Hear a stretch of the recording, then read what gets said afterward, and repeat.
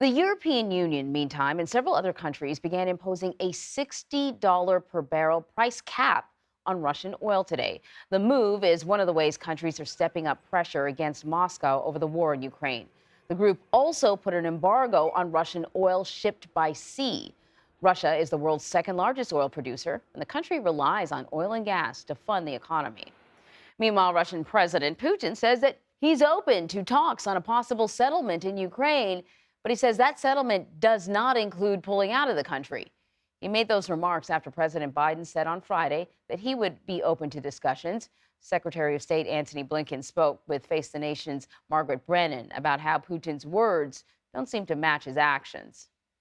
There's always value in diplomacy if the parties in question, and in this case Russia, are actually interested in meaningful diplomacy. And what we've seen, at least recently, is exactly the contrary. Even as President Zelensky from Ukraine came to the G20 countries, the leading economies in the world, and put out a proposal for how to move forward toward peace, what did Vladimir Putin do? He doubled and tripled down on everything he was doing, mobilizing more forces, annexing territory in Ukraine, and now trying to weaponize winter. He's been unable to win on the battlefield, so he's basically turning his ire and his fire on Ukrainian civilians, going after the energy infrastructure, trying to turn off the lights, turn off the heat, turn off the electricity. That's what's going on. Okay, we're going to talk a little bit more about that in a bit, but we want to bring in Elisabeth Braw. She is a senior fellow at the American Enterprise Institute, where she focuses on defense against emerging national security challenges. Thanks for joining us. Let us start with this price cap on Russian oil, $60 a barrel. And then there's this other component which bars insurance on vessels carrying Russian oil. The idea is to hit Russia where it hurts, hit Russia in the economy. How will this put pressure on Russia?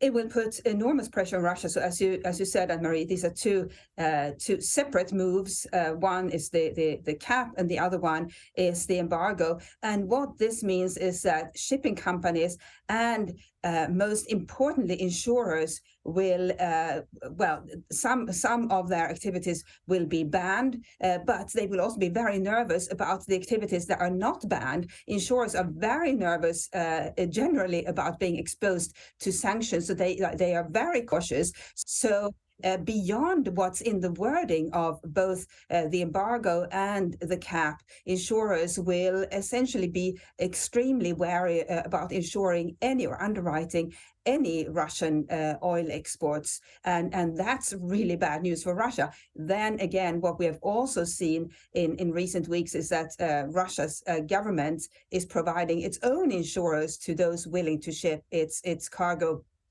oil and otherwise, to other countries. Oh, that's interesting. So is that a legitimate workaround? Will that be enough? So many companies are wary of having insurance with anybody other than the established Western underwriters, because they are that's the gold standard of the business. Russian government insurance, Iranian government insurance, which has also existed for some time to ensure that that sanctioned goods can travel out of Iran. Those are at best second-rate alternatives, but some companies will be willing to use them simply because that allows them to keep shipping. Then on top of that, we have a third option, which is a shadow fleet of companies that whose ships officially don't even exist, that transport goods back and forth, sanctioned goods back and forth, and that shadow fleet is growing too. So onto this business of a possible settlement, but then Russia says that they won't be pulling their troops out of Ukraine, and Volodymyr Zelensky has said before that he wants all of Ukraine's land back, including Crimea. What could a possible settlement look like when we have two sides that are so far apart?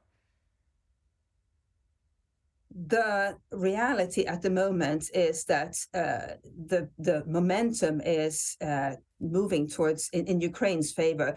So whereas 6 months ago, Russia may have been able to stake some claim to, for example, Crimea, and because it would have been in Ukraine's interest to settle the war quickly. Now that Ukraine is doing better than ever before, really, and the momentum is moving in its direction, it will be unwilling to cede anything, really. It will keep making the claim that all territory taken by Russia this year and earlier should be returned to Ukraine.